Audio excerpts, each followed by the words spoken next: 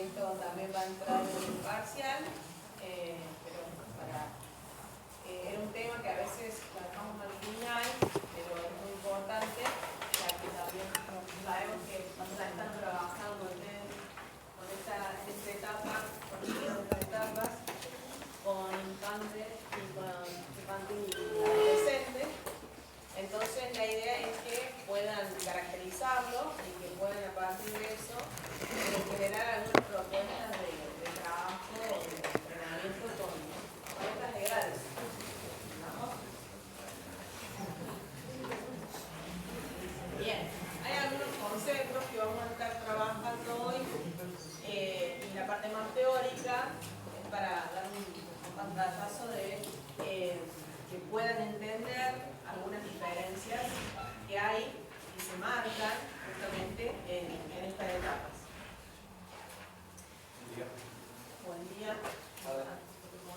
Después, a mi importancia tome asistencia y llegaron después le pongo una presente. Bueno,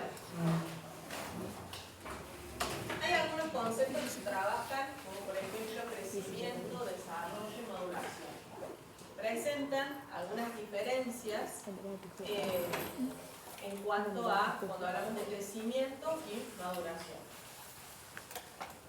Si ustedes ven, nosotros hablamos de crecimiento óseo, crecimiento muscular, que hay veces que se van marcando o hay un gran desarrollo en diferentes edades.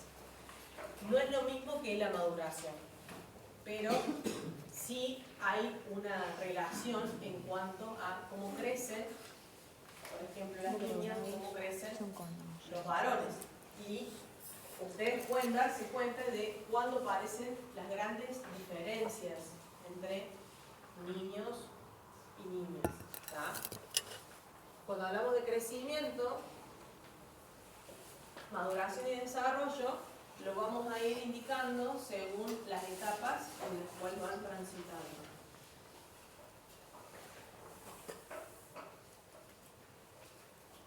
Bien, ¿a qué hace referencia el crecimiento? Al incremento del tamaño corporal. A cualquiera de sus partes. También vamos a ver que hay un momento en donde se dan ciertos crecimientos óseos marcados en los varones que hacen que vaya, digamos, de la mano a un poco a la pérdida de control motor de esa persona, porque justamente hay un momento en donde se van creciendo, sus palancas van creciendo y entonces controlar el cuerpo en esa etapa o en ese momento de crecimiento es complicado. Bien, entonces, ¿qué mediciones tenemos para justamente evaluar ese crecimiento, la talla y el peso? Entonces ahí vamos a ir viendo cuáles son las diferencias entre niños y niñas, teniendo en cuenta la talla y el peso del sujeto. Cómo va marcándose ese crecimiento y cómo es la diferencia que hay. Acá, esto lo pueden sacar, estos teóricos son de los Pizarro, si ustedes buscan ahí, van a ver que habla de la fisiología infanto-juvenil, pero a eso después hay algunas cosas que ustedes pueden agregar y que pueden buscar para que no se queden solamente con los Pizarro. Pero bien, bueno, si ustedes ven acá, entre niños y niñas, cómo es la diferencia, cómo va incrementando ese cambio en el peso. Si ustedes ven acá, marcan los años, ¿no? Y acá los kilos, que van, cómo se van modificando. Cuando nace el bebé, digamos, en el último trimestre hay un aumento de su peso, justamente porque hay un gran desarrollo del tejido adiposo, que es para poder protegerlo al bebé y generar, digamos, su temperatura y cubrir los órganos que son muy importantes para en esa etapa. Y después, como desciende el peso y un incremento más paulatino hasta marcar, hay una diferencia entre el niño y la niña, donde se ve que hay un pico En el peso, o en el cambio de peso, en las niñas, ¿qué creen ustedes? ¿Cuándo aparece ese cambio? La menstruación. ¿Cuándo aparece la menstruación? Bien, cuando aparece la menarca, o sea, la segunda menarca. ¿Por qué hablamos de la segunda menarca? Porque la primera sería cuando hay una maduración de un óvulo y la segunda sería cuando hay una maduración del otro óvulo. Entonces ahí ya entramos en lo que es la etapa de la adolescencia, que hay un pico de secreciones de hormonas lipídicas, justamente, esteroides, y hacen que haya un aumento de ese tejido adiposo, muy marcado en las mujeres. Bien, el ritmo entonces de crecimiento del peso tiene aproximadamente los 12 años para las niñas y 14 años para el varón, en donde se generan esos picos. Pero como estábamos diciendo, es justamente por eso la diferencia que hay ahí. Bien. Esto es más o menos lo que dijimos recién. Ahora vamos a ver esto de la grasa, justamente es lo que estamos planteando también. Es necesario que haya un pico de crecimiento de ese tejido adiposo que va a estar marcado por la aparición de esas hormonas, ¿no? Y entonces ya hay un cambio, ahí encontramos una diferencia entre el varón y la mujer, ¿no? El porcentaje de tejido adiposo. Se va a dar justamente porque no solamente se va a generar una hipertrofia de los adipocitos, sino una hiperplasia. Se aumentan las células adiposas y aumenta la capacidad que tienen de reserva de triglicéridos, y eso justamente va a depender de otros factores también, que acá es en donde vemos que los factores externos influyen también en esos porcentajes. Justamente en esta etapa es en donde más hay que acentuar un trabajo, un entrenamiento, porque si hay un pico de secreción de hormonas, hay que aprovecharlas en ese momento, pensando en la mujer, para evitar que haya tanto acúmulo de tejido adiposo y no perder ese porcentaje adecuado en la mujer de ese tejido adiposo. Creo que ahí seguís hablando de las edades de 12 y 14. Exactamente, en esa etapa justamente en donde hay un pico de secreción de las hormonas esteroides. Sí, esa hiperplasia, chicos, ¿sí? Se da aproximadamente en la mujer hasta los 13 y en el varón hasta los 16. ¿Sí? Esa hiperplasia no se da para toda la vida. Es decir, el fenómeno de hiperplasia, que es el aumento del número de células, se va a dar desde el nacimiento hasta la finalización de los despliegues hormonales, respectivamente en el hombre y la mujer. ¿Está? Después de eso, ¿qué sucede con el tejido adiposo? ¿Puede seguir creciendo? Sí. ¿Pero a costa de qué?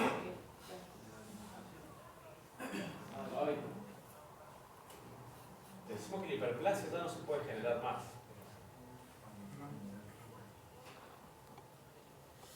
Entonces, si sigue creciendo, ¿por qué sigue creciendo? ¿Cómo puede crecer un tejido? Por hiperplasia y por hipertrofia.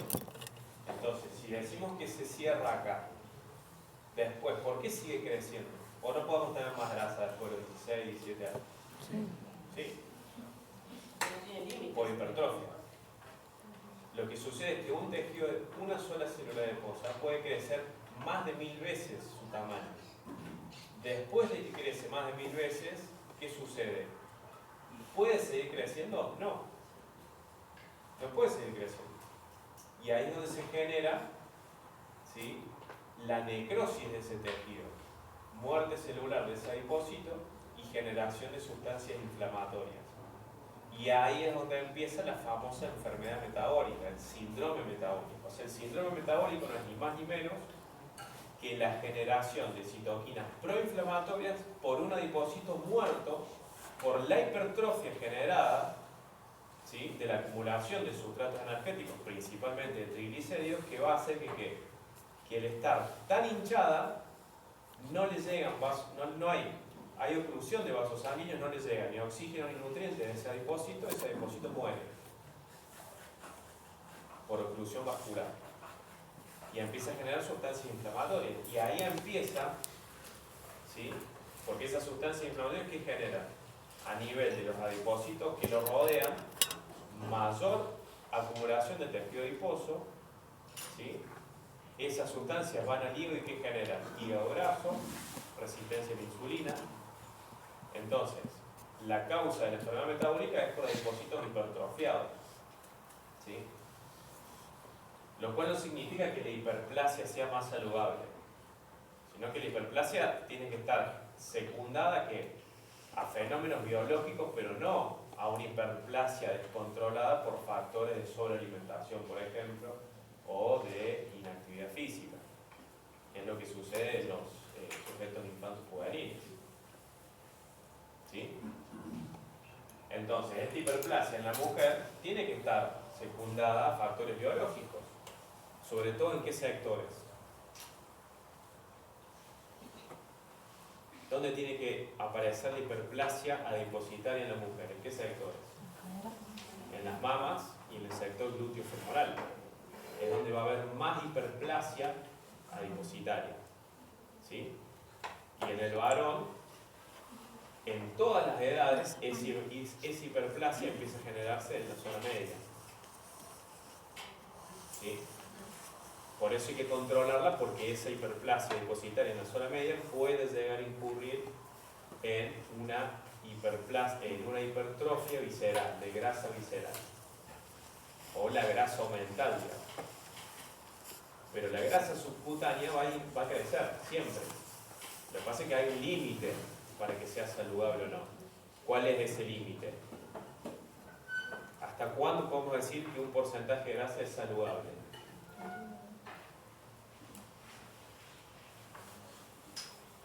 Y en el hombre 20% y en la mujer, ¿cuánto más?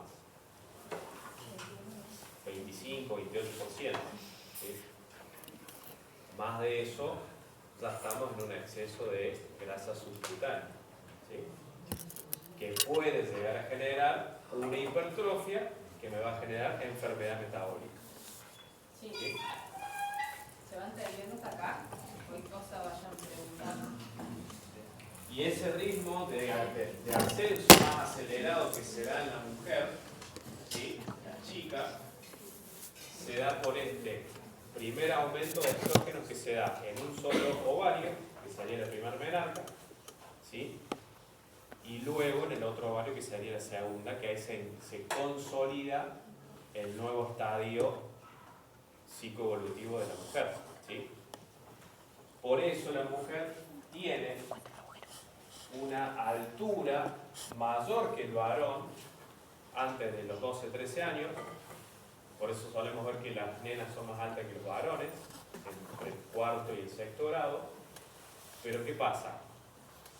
Los estrógenos que generan un cierre prematuro de las epífisis distales, sobre todo de los huesos largos.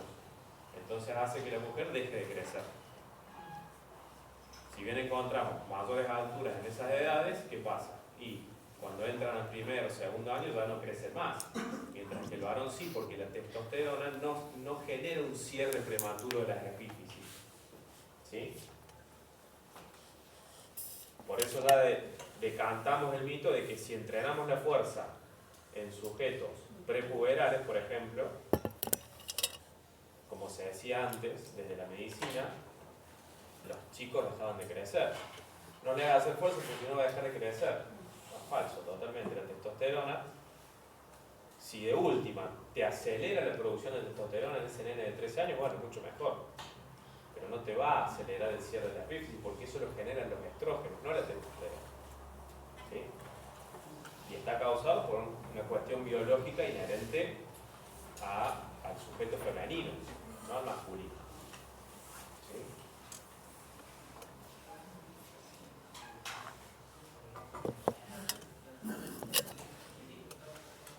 Bien, en este aumento de peso, que fíjense que se da en un pico más acelerado en las nenas, ¿sí? ¿Qué creen ustedes? ¿Por qué?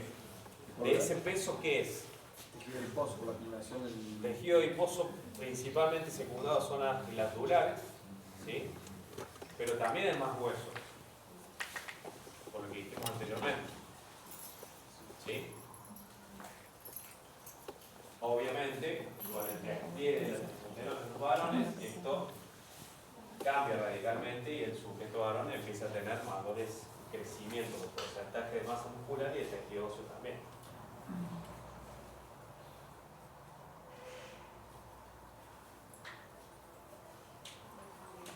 Y eso es lo que vimos recién de la grasa corporal, ¿sí? Entonces acuérdense, la hiperplasia es el aumento en el número de células adipositarias que se genera hasta el despliegue hormonal en ambos sexos. Luego la grasa sigue creciendo, sí, pero a costa de la hipertrofia, lo cual es mucho menos saludable, ¿sí? Obviamente, ¿qué queremos nosotros? No queremos generar una hiperplasia significativa en los nenes. Por eso, una sobreoferta alimentaria sumada a una falta de entrenamiento a esas edades va a generar muchísima hiperplasia, lo cual eso se multiplica a millones porque cada adipocito tiene la capacidad de acumular mucha grasa y de crecer 1000 veces más. Por eso tenemos que controlar la hiperplasia en estos estadios, ¿sí? Y el problema de la sobreoferta alimentaria es todo un tema, ¿sí? Sobre todo la sobreoferta calórica, no tanto de calidad nutricional, sino calórica, ¿sí? Y es lo que decimos, el tema de la hipertrofia, del adipósito, después, si uno tiene un plan de entrenamiento, puede que genere, digamos, que ese adipósito vuelva a su tamaño normal, pero la hiperplasia no, una vez que ya tenemos la célula, queda a disposición la célula para poder almacenar más grasa. Tal cual, y hay, desde el punto de vista de lo que generan las hormonas a nivel de la grasa, ¿sí? Sabemos que hay una hormona, que es la testosterona, que acuérdense que la testosterona en ambos sexos ya la empezamos a tener a partir de los 11 años, ¿sí? Y obviamente va subiendo. Acuérdense que los estrógenos vienen de la testosterona, o sea, la mujer inicialmente, ¿qué secreta? Secreta testosterona, que luego se aromatiza en estrógeno, eso es otra cosa. Pero ambos sexos generan testosterona, ¿sí? ¿Hasta o a partir de los 11? No, las nenas a partir de los 10, 11, el problema que tenemos ahora es que se está adelantando la menarca, ¿sí? Que es una cuestión más ligada a la sobreexposición a las luces de ondas azules, ¿sí? Son celulares, dispositivos electrónicos, que hacen que las nenas estén iniciando su estadio psicoevolutivo con mayor prematurez, por así decirlo, ¿sí? Se nota no solamente a nivel biológico, sino sobre todas las cosas a nivel psicológico.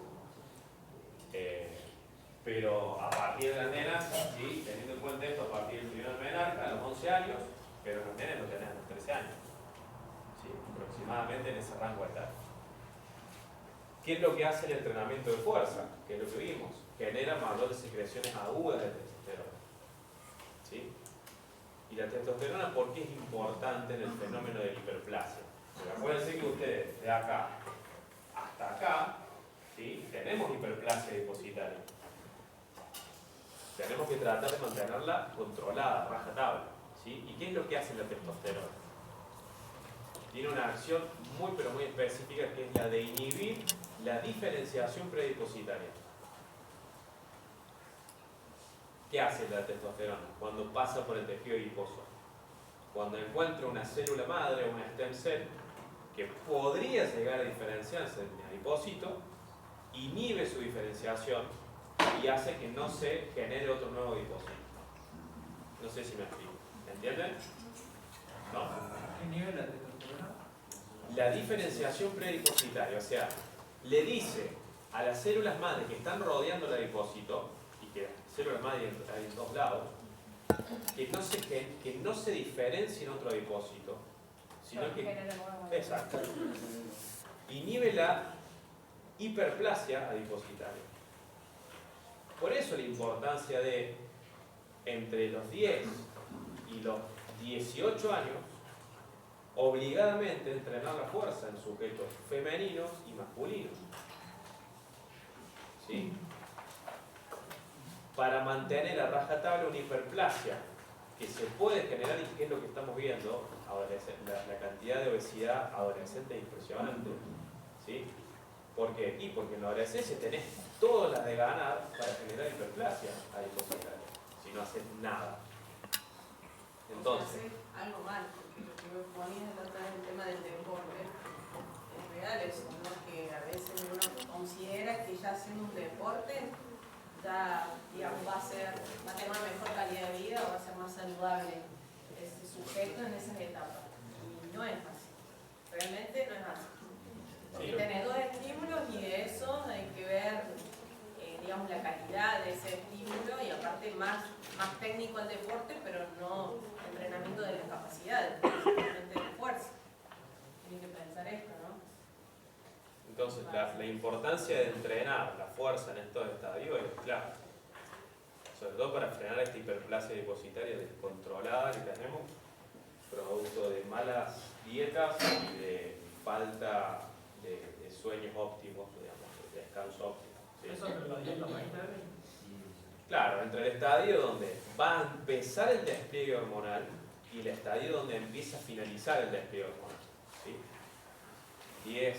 9, 10 años las nenas, ¿sí? 12, 13 años los varones, hasta los 16 años las nenas, 18 a 23 años los varones pueden extender un poco más su despliegue hormonal. Por eso podemos seguir creciendo en altura hasta los 20 años. Y además, ¿con qué se relaciona el cierre del despliegue hormonal? Con el VO2 máximo. O sea, vos podés seguir incrementando tu VO2 máximo hasta la finalización de tu despliegue hormonal. Ya después de ahí ya no aumenta más el VO2 máximo. ¿Sí?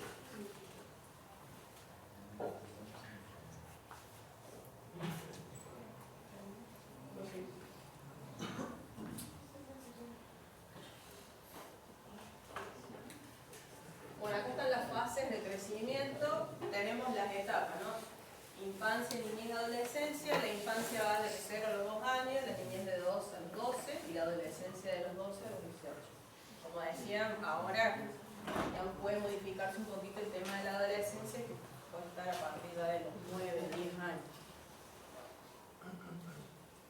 Bien, ¿qué pasa con el tejido muscular? Diferencias al principio, digamos, en la etapa de la infancia y llegando en los 2-3 años, digamos, no hay diferencias entre sexo. Nosotros hablamos acá de sexo porque en la biología no existe el género, ¿tá? O sea, es femenino y masculino. Eso para que lo tengan en cuenta, porque por ahí, desde la biología, no hay un concepto de género. El género es un concepto de una construcción sociohistórica, cultural, pero no biológica. Bien.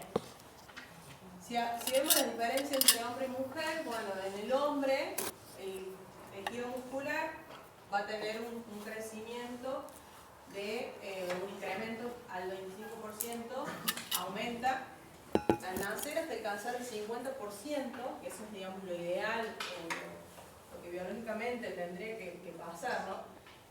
Posteriormente a la adultez. O sea, hay un cambio que se da justamente en la adolescencia cuando hay un incremento de hormonas anabólicas. Ahí se aparece, digamos, un aumento significativo de tejido muscular. Y una diferencia con el porcentaje de tejido muscular de la mujer, en donde el desarrollo del tejido muscular se da de forma paulatina y alcanza el 40% en la adultez. O sea, el 40% estamos hablando de su peso corporal o su peso total. El 40% tendría que ser tejido muscular. Bien, y el tema de las fibras musculares también. Pensar que en la adolescencia ya ahí hay un incremento de ese tejido muscular y va a estar en relación a esa diferenciación que hay de las fibras musculares. Como dijimos, de las fibras musculares hay diferentes tipos, entonces también hay que ver qué porcentaje de fibras musculares tiene un sujeto, también genéticamente hay una predisposición de su tejido muscular en cuanto a porcentaje de fibras rápidas, lentas, que eso se tiene en cuenta también para luego, cuando uno hablamos del plan de entrenamiento, que eso sí condiciona al sujeto, ¿no? Bien, y el tejido nervioso, como lo hemos hablado en la infancia, es muy importante ya en el desarrollo del embrión y desde todo lo que es la gestación. Es muy importante el consumo también de ciertos nutrientes y de ciertos sustratos, como por ejemplo los ácidos grasos, para justamente empezar a que en esa formación de ese tejido nervioso pueda encontrarse con mucha mielina, con lo que son las estructuras que forman parte de ese sistema nervioso, mejorando justamente todo lo que es las conexiones nerviosas. Después, en el nacimiento, todo lo que es el estímulo al sistema nervioso va a hacer que haya un mejor crecimiento y maduración de ese tejido. Y vamos a pasar un poquito más.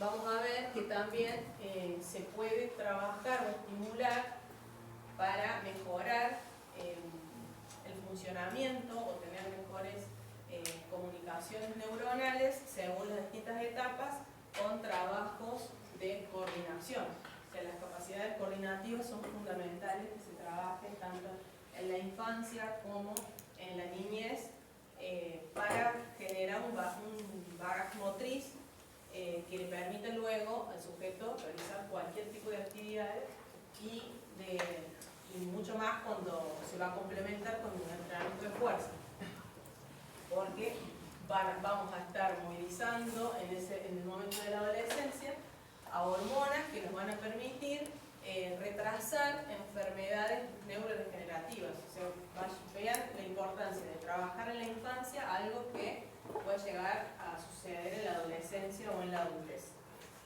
Entonces acá vamos a ver que hay diferentes etapas sensibles. La etapa sensible quiere decir que si yo trabajo en esa etapa, estas capacidades van a tener un desarrollo, digamos, más significativo. Entonces se trabaja acá van a haber diferentes capacidades coordinativas como el equilibrio, la orientación espacial, bueno, la reacción. Entonces van a ir viendo cómo a partir acá de los 9 a los 13 años va a haber algunas que tienen un gran desarrollo en esas etapas. Pero acá las diferencian algunas. Si hablamos de capacidades coordinativas, en esa etapa de los 8 y un poquito antes, yo diría, es fundamental que haya un trabajo de coordinación y en la ejecución de movimientos, si hablamos de lo que son las habilidades básicas, variedad en esas habilidades básicas. O sea, que haya mucha variedad de movimientos y que se trabaje la técnica y la ejecución de ese movimiento. No es hacer mucho, sino que hacer y hacer bien, pero mucha variedad en cuanto a las capacidades coordinativas. ¿Querés decir algo ahí? No, básicamente en esta fase sensible empieza a los 9, pero en realidad yo lo pondría mucho antes, pondría a partir de los 6 años. Sí, hay dos conjuntos de familias, digamos, de tipos de destrezas que van de la mano. Son las destrezas gimnásticas, porque poseen un alto componente de lo que es orientación espacial y equilibrio, ¿sí? Se comprometen mucho esos sistemas, y las destrezas atléticas. ¿Sí? Primero las destrezas gimnásticas por la gran demanda de orientación óculo-espacial, ¿sí? De tu propio cuerpo, de tu concientización corporal, y luego las capacidades de destrezas atléticas que permiten la orientación espacial, ¿sí? Sobre todo en lo que es los desplazamientos, hacia saltos y carreras multidireccionales. O sea, no solamente correr para adelante. A eso me refiero. Sí, por ahí lo que, si ustedes piensan un poco, es lo que menos se ve en el trabajo, supónganse, en la escuela. Si vemos en la escuela los diseños, tienen muy poco trabajo de lo que es la gimnasia, el atletismo, son fundamentales para esa etapa. Bueno. Bueno, acá vemos justamente a raíz de esto de la maduración, el crecimiento del sistema nervioso, vemos cómo está organizado nuestro sistema nervioso partiendo de un cerebro trino, donde nosotros diferenciamos por ahí las partes. ¿Para qué tenerlo en cuenta? Porque cuando uno planifica, decir a dónde está orientado el trabajo que uno hace. A lo más primitivo, que sería lo más reflejo, donde puede abarcar también lo límbico, en donde ahí vamos a estimular lo que es la memoria, las emociones, o el neocórtex, en donde esa nueva corteza, en donde hay varias áreas, y lo que tratamos de hacer con el trabajo de coordinación y el trabajo de todas las capacidades coordinativas y de fuerza también, es que haya más comunicaciones en la planificación de ese movimiento. O sea, mientras más complejidad neural presente el movimiento, va a estar participando la corteza nueva, ¿no? Que sería esta zona en donde yo, para poder aprender un movimiento, requiero de una mayor concentración a la hora de la ejecución, para realizarlo bien técnicamente, y eso hacer que sea un movimiento aprendido y que yo pueda almacenarlo. Si pasa mucho tiempo, después ese niño ya en la adolescencia puede recuperar esos movimientos bien aprendidos y almacenados, y a su vez estimular la nueva corteza con todas esas áreas, que lo que tratamos de hacer justamente, que mientras más estímulos hay, más desafíos se presenta, más comunicaciones neuronales voy a tener. Si yo hago un movimiento más primitivo, más de la propiocepción, no requiere de tanta, sí es fundamental porque tampoco se trabaja, pero a lo que voy es que uno puede apuntar hacia dónde quiere trabajar ese movimiento, con qué objetivo, y mientras mayor complejidad presenta para el sujeto, mejor va a ser para presentarse como un desafío y a su vez seguir trabajando en la maduración del sistema nervioso. Con esto te lo dejo de explicar. Sí. Bueno, básicamente, a ver, el entrenamiento de la fuerza en estadios prejuveniles es totalmente seguro y va arraigado al entrenamiento de la aceleración, ¿sí? O sea, nosotros incrementamos la demanda coordinativa, principalmente de coordinación intermuscular, ¿sí? A partir de gestos explosivos. Entonces nosotros trabajamos la fuerza en sujetos de 6 a 10 años mediante el uso de ¿qué? De las destrezas gimnásticas y las destrezas atléticas. Porque vos, cuando haces saltos, haces fuerza. Pero no estás levantando un peso, no, pero estás demandándole aceleración coordinativa para que pueda aumentar la altura de su centro de gravedad en ese salto, por ejemplo. ¿Sí? Y con las destrezas gimnásticas, ¿qué es lo que trabajamos? La fuerza relativa, porque le demandamos al sujeto que controle la ubicación y la reubicación constante de ¿qué? De su centro de masa, de su zona media. O sea, si algo que tiene de fundamental las destrezas gimnásticas es que le permite al sujeto controlar y reubicar constantemente su tren medio, su zona media. Que después, si el sujeto no lo trabaja, no lo concientiza, cuando sos adulto es todo un mambo poder controlar tu zona media, ¿sí? Que ya sabemos que es la zona por donde se transfieren las fuerzas de miembros superiores, inferiores y viceversa, ¿sí? Entonces, hasta el inicio del despliegue hormonal, nosotros trabajamos la fuerza a partir de gestos atléticos y de destrezas gimnásticas, mediante la aceleración y la coordinación intermuscular, ¿sí? También tenemos que saber que esa fuerza genera a nivel cardiovascular muchísimas adaptaciones. Lo que antes se llamaba el famoso corazón de atleta por entrenamiento aeróbico, ya sabemos que también sucede como efecto crónico de entrenamientos anaeróbicos que nada tienen que ver con lo aeróbico. O sea, si vos sos un atleta de fuerza o sos un gimnasta que hiciste toda tu vida acciones de índole anaeróbica, vas a tener también bradicardia sinusal, es decir, disminución de la frecuencia cardíaca en reposo haciendo que tu corazón sea mucho más eficiente a la hora de bombear sangre en estadios basales de reposo. ¿Sí? O sea, también te genera una adaptación cardiovascular central. ¿Sí? No te aumenta las paredes del ventrículo generándote hipertensión. Eso también es otro mito. ¿Sí? En atletas de powerlifting, por ejemplo, ya se ha visto que si bien existe cierta hipertrofia ventricular, o sea, engrosamiento de las paredes del ventrículo, no hay un aumento en la tensión arterial diastólica, que es lo que te genera la enfermedad de hipertensión, o sea, el aumento de la diastólica. ¿Sí? Y tampoco se denotan aumentos en la presión sistólica. Y esos atletas, cuando dejan de entrenar, ¿qué es lo que sucede? Esa hipertrofia ventricular se va. Ese engrosamiento se va. ¿Sí? ¿Está? Entonces, no hay ningún problema en entrenar la fuerza en sujetos en estadio pediátrico, por así decirlo, y mucho menos en los estadios donde ya empezamos con el comienzo del despliegue de hormonas anabólicas. Sí hay algunas cuestiones a considerar. Cuando empieza el despliegue hormonal, ¿sí? Uno podría decir buenamente, bueno, perfecto, podemos iniciar el entrenamiento con sobrecarga. ¿Sí? ¿Hay algún problema? No, no hay ningún problema, está genial, buenísimo. Ahora, hay algunas cosas que sí hay que tener en cuenta. ¿Sí? ¿Cuáles son? Que vos tenés un despliegue de hormonas, ya sea testosterona, estrógeno y también GH, que le van a generar a ese sujeto que, como dijo recién Karen, un aumento desproporcionado longitudinal, no solamente de sus fibras musculares, sino principalmente de sus huesos. El sujeto crece desproporcionadamente en la longitud de sus huesos largos. Pero ¿qué es lo que pasa? Que no crecen sus dos brazos y sus dos piernas de forma igualitaria. O sea, la pierna izquierda crece al ritmo de la derecha, no, ni a palo.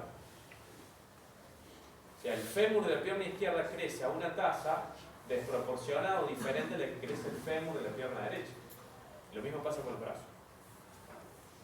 Entonces, ¿voy a ir al gimnasio a hacer sobrecarga? Sí, debe, no puede, debe.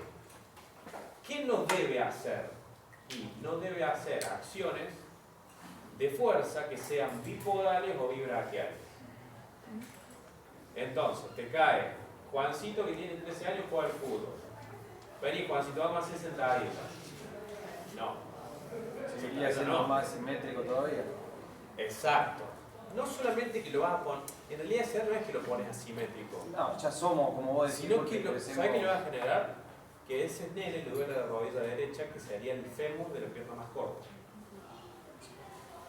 Que sabe dónde lo van a ver ustedes también, porque a lo mejor les ha pasado que cuando iban a educación física el profe les hacía hacer el test de la misa o el test de Cooper, hay un montón de nenes, sobre todo los más altos, que no lo pueden hacer porque les duelen las rodillas o les duelen los tobillos.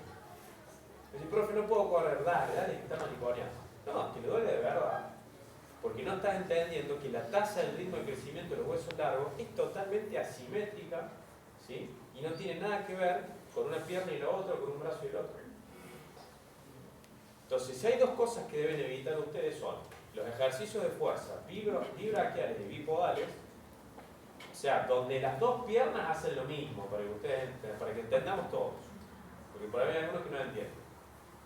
Donde las dos piernas hacen lo mismo. Por ejemplo, flexo-extensión con dos piernas juntas. Flexo-extensión con los dos brazos juntos. Bueno, eso no podemos hacer, sobre todo con carga. ¿Por qué? Y porque la pierna más corta se lleva todo el trabajo. Pero tampoco hay otra cosa que no deberían hacer y que deberían esquivarle, que no tiene nada que ver con la fuerza, sino que sí tiene que ver con entrenar la resistencia aeróbica.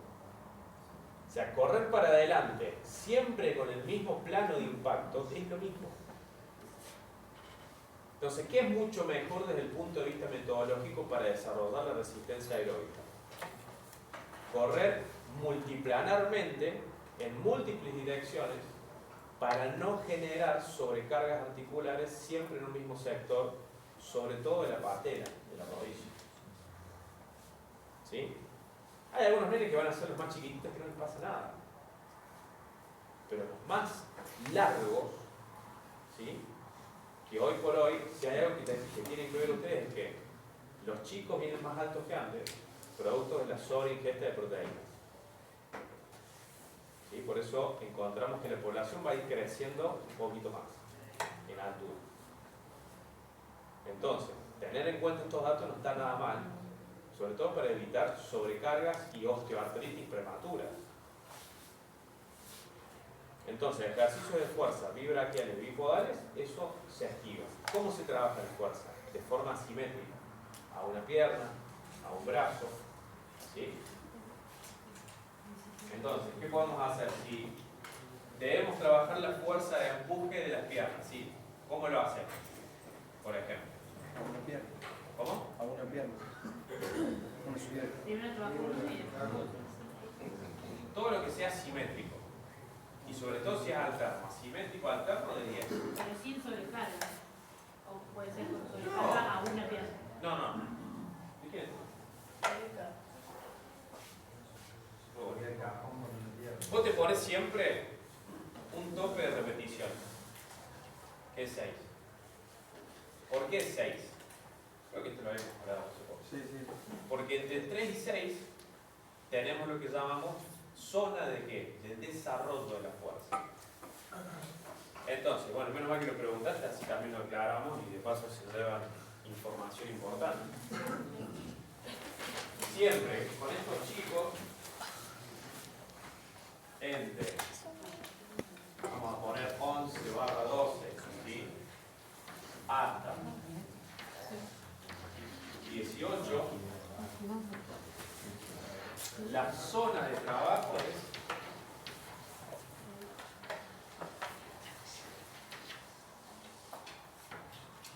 de 3 a 6.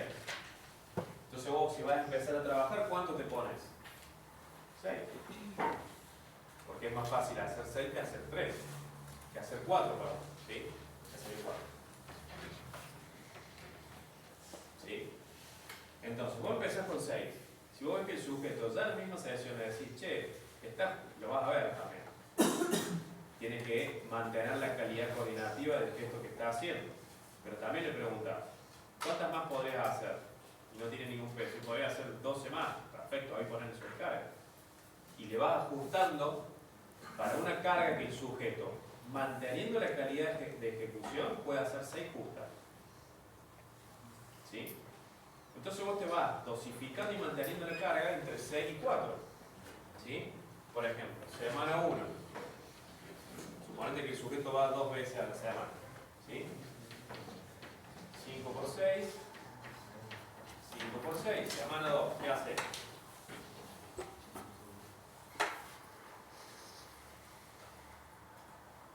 ¿Les hace hacer cuánto? 5 de cuánto? 5 de 5. Entonces, al hacer una repetición menos, ¿qué le obliga? A que tiene más peso. Le permitís que tiene más peso. Semana 3, ¿qué le hace hacer? 5 por 4. Entonces, la adaptación se genera a nivel neural porque el sujeto va tirando cada vez más peso. Semana 4 le haces una descarga y en la semana 5, descarga significa que no le exigís peso, sino que le pones a hacer 5 series de 6 con el mismo peso que tiró en la semana 1. Y vas a ver que va a estar recontra sobrado. ¿Sí? Y en la otra semana, ¿qué le haces hacer? Volves al mismo esquema, pero ahora claro, que tiene más peso. Y lo va a tirar un montón más. Ahí Bueno, en semana. con este esquema puede seguir progresando hasta los 18 años. En semana. Perdón, Emi. Ahí en semana 3, empezar, por ejemplo, el segundo mes, con esa semana, poner que termine en semana 3, que ajuste, digamos, el peso. Poder, sí. Yo, por lo general, siempre damos una semanita de descarga, donde por ahí lo que vos haces es la aceleración del ejercicio, ¿sí? Porque no es solamente que le vas a hacer fuerza de desarrollo maximal, sino que también le haces hacer derivados de levantamiento olímpico, le haces hacer pliometría, o sea, saltabilidad. Por ahí ajustás la tuerca un poco más en otras capacidades que tengan que ver con la fuerza explosiva. Con la fuerza máxima te mantenés una descarga y en la otra semana le ajustás la fuerza máxima ¿sí? Pero también se puede, ¿sí?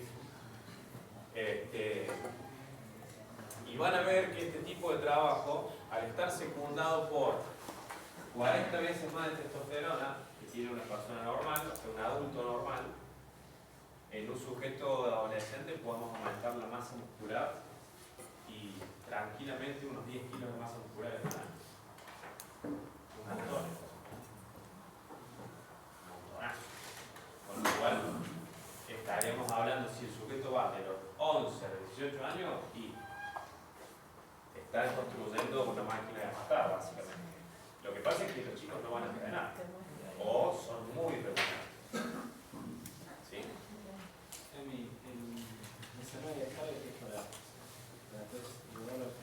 De compensación, de reconstrucción adaptativa. Lo que pasa es que tienen tanta testosterona y por ahí las semanas de descarga son al pedo. Por eso depende de cada chico.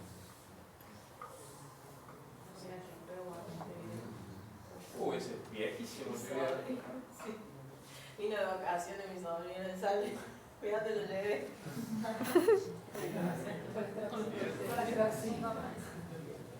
Un par de años menos.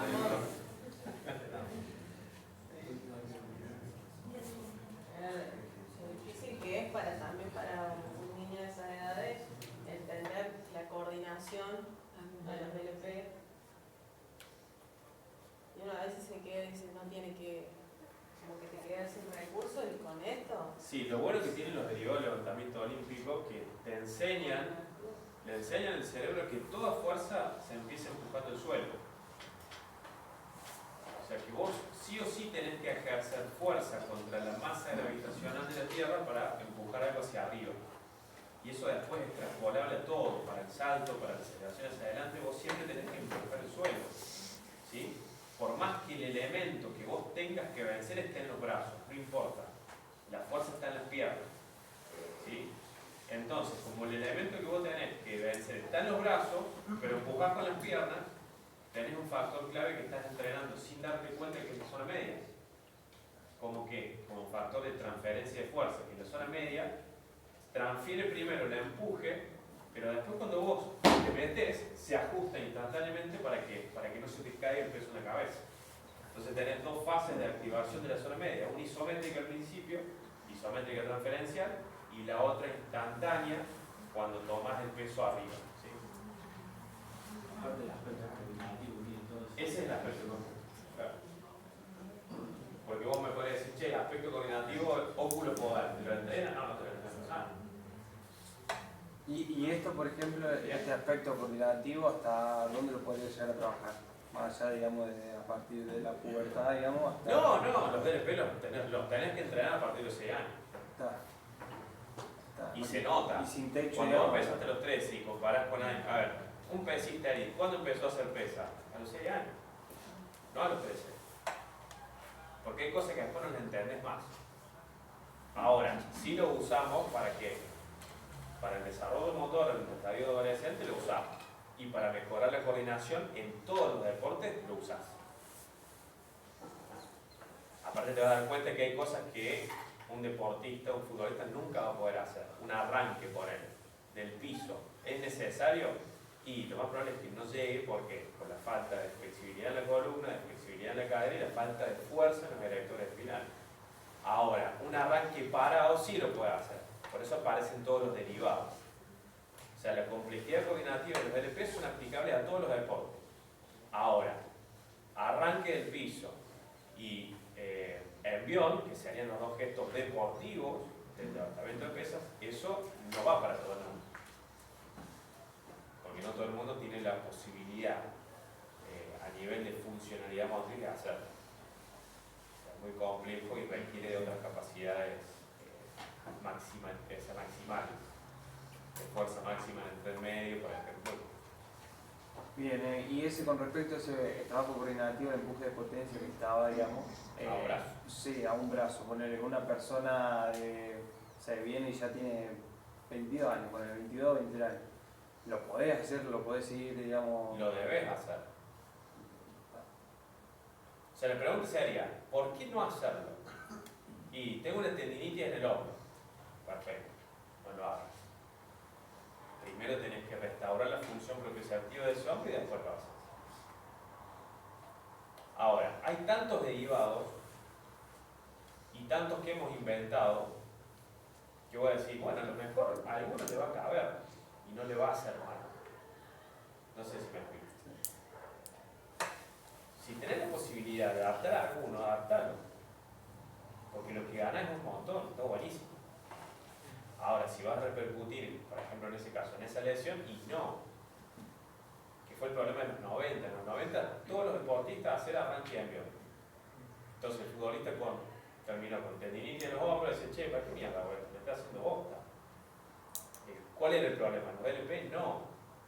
Era que no se estaban adaptando los arranques parados, las cargadas, para las características de los jugadores. O los jugadores de rugby que terminaban con las muñecas pulverizadas con artritis por hacer las cargadas. Y eso lo puedes evitar. Pero te falta movilidad, no lo hagas, no hagas la cargada. Tenés otros derivados para hacer. Hay un montón de derivados para hacer. En mi disminución del peso, también tendría, digamos, con la lesión para, por ejemplo, la posición futbolista en el caso de ser. Sí, tal cual. Lo que tienen los LP es que vos juntás las dos componentes físicas de la fuerza, que son la masa y la aceleración, las podés juntar. Pero siempre vos empezás con la aceleración, o sea, vos tenés masa por aceleración, ¿no? Igual a fuerza. Si vos aumentás esta, aumentás esta. Si vos aumentás esta, también aumentás esta. Lo que tienen los LP es que vos primero aumentás la aceleración, ¿sí? Que aumentar la aceleración es técnica. ¿Sí? Por eso se enseñan a partir de estadios infantiles. Porque vos no estás haciendo peso, le estás enseñando la técnica. Y le estás mejorando la aceleración, con el cual le mejoras la fuerza. Pero eso también cabe para un sujeto, jugador de fútbol que tiene 25 años, ¿sí? Y sabes que si le pones acá, le podés incidir una lesión. Perfecto, pero primero que acelere lo haga. Si la acelera con técnica, vas a ver que el aspecto coordinativo es complejo y que le vas a mejorar la fuerza. Y lo mismo para un niño que se está iniciando. Tal cual. Ahora, le mejoraste la técnica, acelera, le pones peso. ¿Hasta qué peso le pones vos? Hasta cuando vos veas que ya para hacerlo bien lo tiene que hacer lento. Si lo hace lento, perfecto. Me vuelvo al anterior que sí veo aceleración. Por eso el peso va atado a la aceleración. Nunca al revés. Vos levantás un peso tal que te permita acelerar al mango con técnica. Y la técnica es clave, porque sin técnica perdés un 50% de eficacia.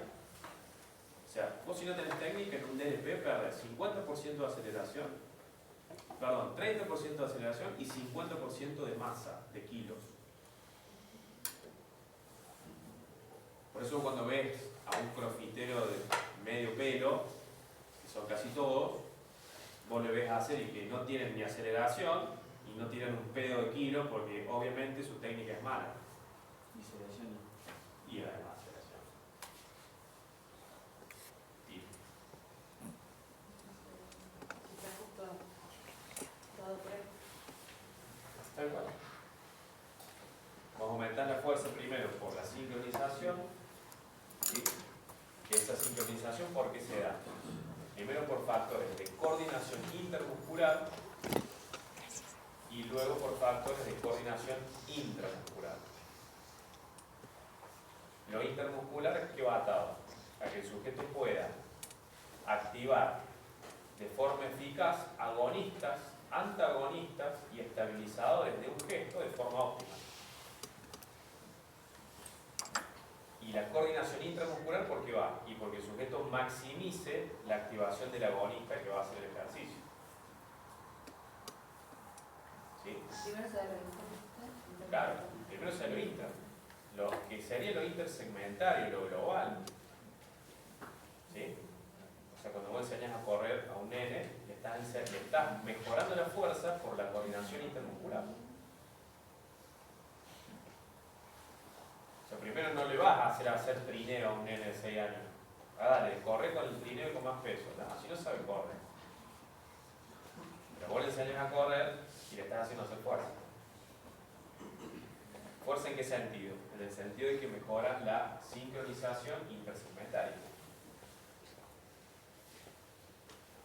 Aunque también los nenes hacen fuerza máxima intramuscular. Porque si no, el nene no podría estar parado. Entonces uno no deja de pensar nunca, che, pero cuando el bebé por fin se anima a pararse, ustedes ven que hace una fuerza descomunal para pararse. Y por ahí le pifia. O sea, le pifia en qué sentido. Que hace fuerza, pues se cae. Hace fuerza y se cae. Y por ahí se me viene en la mente decir, es lo mismo que estar haciendo sentadilla con un peso que no lo puedo levantar. Hasta que un día lo puedo levantar. O sea, cuando vos te paras por primera vez para estar erguido, digo, yo tengo una sentadilla maximal. Y nadie dice, no, se va a hacer mal, que no se pare. No, déjalo que se pare, yo nunca se para. ¿O no? Por eso digo, algunas veces sí hacen fuerza máxima con coordinación intramuscular. Pero casi todo en el niño es intermuscular. Depende de la óptima relación entre agonistas, antagonistas y estabilizadores de un movimiento. ¿Sí? Ahora, una vez que vos empezaste acá y te corres hasta acá, sí tenés hipertrofia. ¿Sí? Le mejorás lo neural, pero como tiene tanta testosterona, hay hipertrofia. Y está bueno, porque es una hipertrofia que va atada de la mano al crecimiento óseo. Distinto cuando vos haces hipertrofia cuando sos adulto. Tus músculos crecen, sí, perfecto. Tus huesos no crecen más. Entonces, ¿qué tenés? Lenteces. Porque tu motor, o sea, quien genera el movimiento angular son los huesos, por así decirlo. Pero ahora le estás sumando más peso. O sea que vos le aumentás, le pones a un motor de un Fiat 600 un chasis de un Falcon. Sí, obvio que va a ser más lento. Ah, bueno, pues yo soy culturista y quiero verme mejor. Perfecto. Pero no lo quieras trasladar luego a gestos de altísima velocidad y coordinación. No va a salir nada bueno. Esperamos la fuerza, sí, pero la hipertrofia, esto también lo habíamos explicado. Sí. Y aparte es clave para los deportes, principalmente. Los chicos que van a los clubes, bueno, los profes que están en los clubes de fútbol y demás, tener en cuenta eso. Cuando los hacen hacer gimnasio, bueno, fijarse si están apuntando a la aceleración o le están poniendo peso y están, digamos, perjudicando no solamente, digamos, pensando en el deporte, sino en el desarrollo óptimo del niño. Y eso también está muy aplicado, sí, lo tienen que tener muy en cuenta, porque viene, por ejemplo, viene el deportista del jugador de fútbol clásico, con rotura de ligamento, ¿sí? Por lo general viene después de operarse, no viene antes, que es roto. Después de la cirugía, ¿y qué te dice? Me dijo el kinesiólogo que tengo que aumentar la masa muscular del cuádriceps. Y el médico también me dijo lo mismo. Entonces yo, como me gusta siempre ir en contra, le digo, está mal lo que te dicen. No tenés que aumentar la masa muscular. Pero me dijo que no tenés que aumentar la masa muscular. Lo que vos tenés que hacer es remodelar la fibra muscular que vos tenés, que es adyacente a la rodilla, para que sean fibras de tipo rápidas, ¿sí? Que generen un control motor óptimo de la rodilla. Pero si yo te aumento la masa muscular, ¿te mejoro el control motor o te lo perjudico? Te lo perjudico. Entonces, a ver, ¿se recupera la masa muscular? Sí se recupera.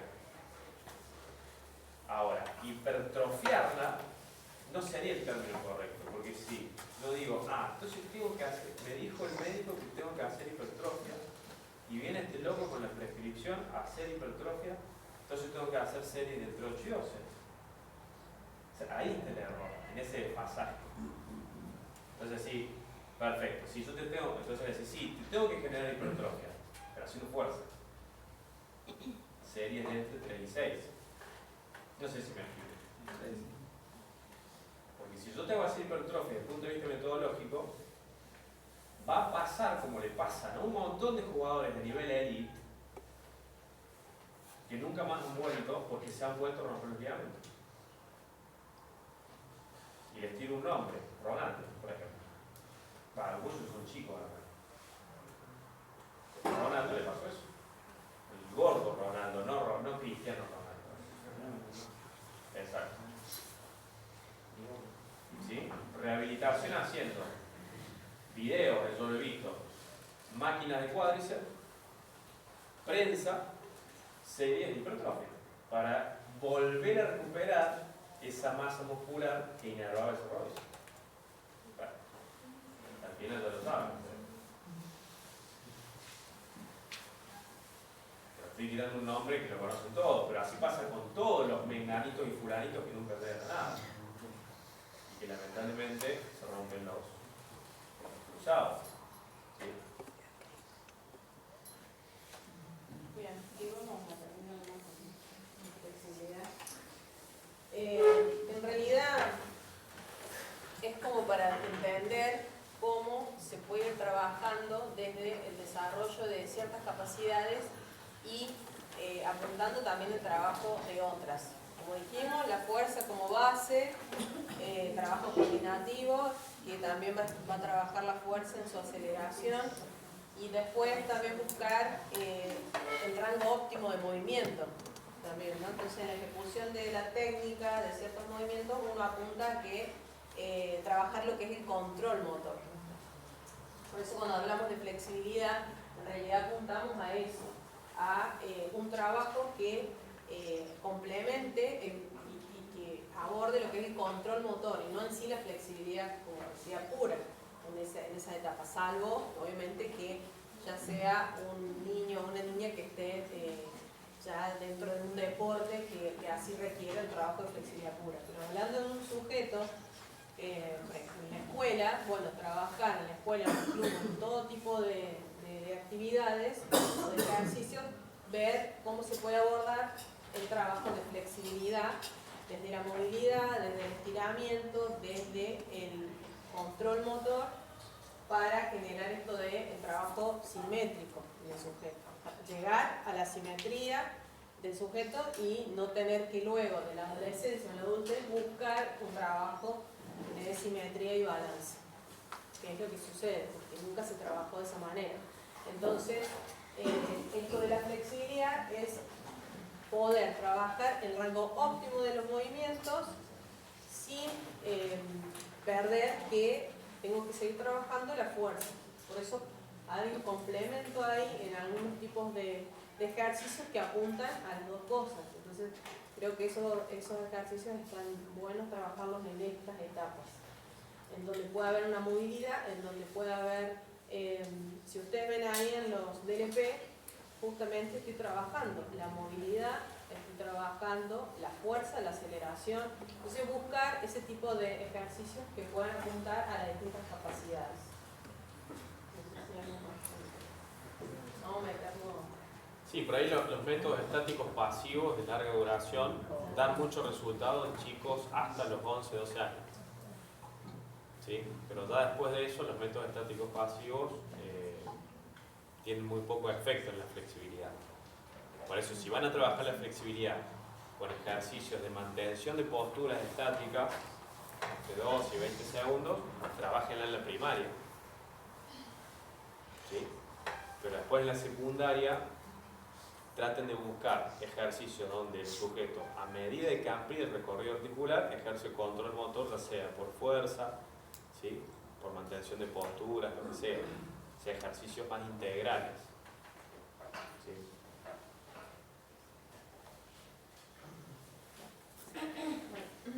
Acá estamos menos algunas ideas, digamos, de a qué apuntar según las edades, ¿no? Entonces, si ven, a los 5 años trabajo de coordinación, flexibilidad, principalmente todo lo coordinativo, y 6 a 10 ya el aprendizaje de la técnica, en la ejecución de esos movimientos.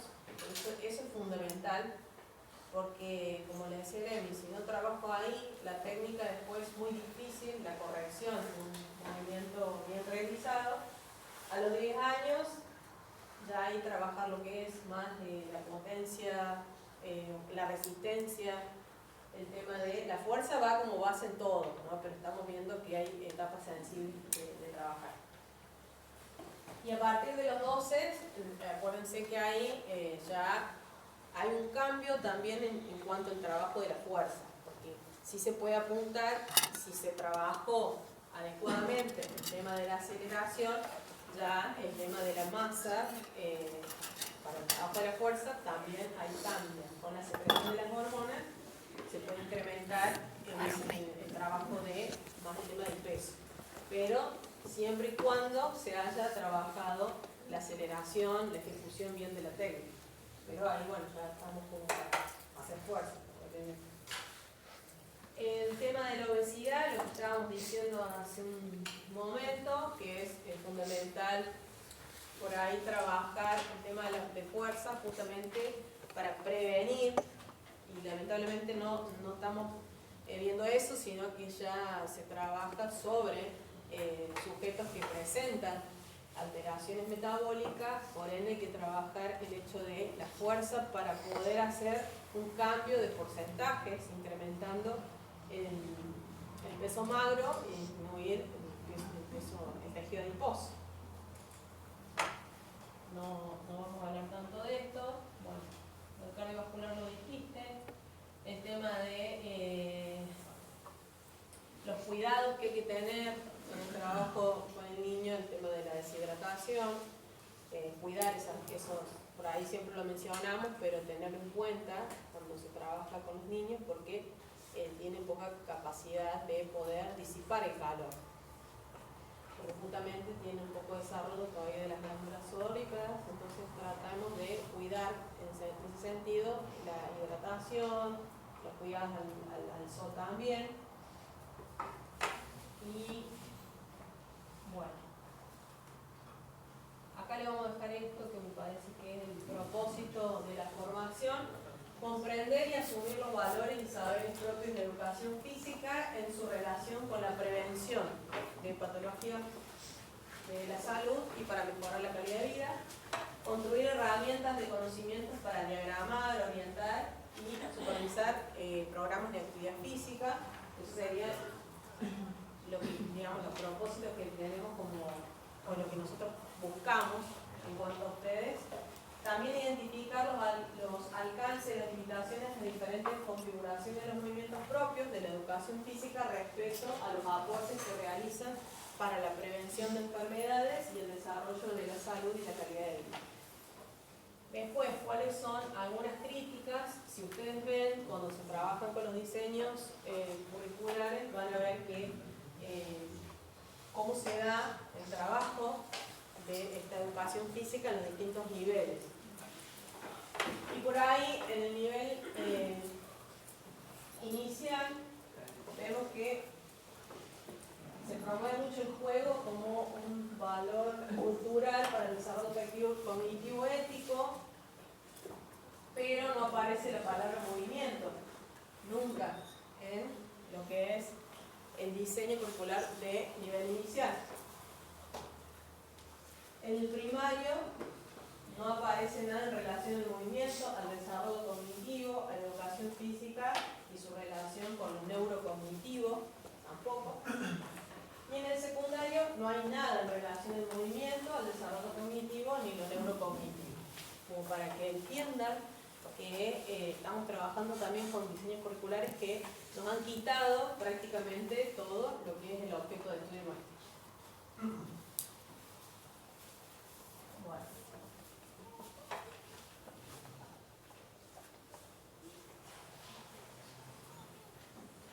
Bien, ¿qué se propone como profesionales? Observar, buscar respuestas y no quedarnos con una idea, agarrarnos a eso, sino ser críticos, replantearnos constantemente nuestro quehacer docente.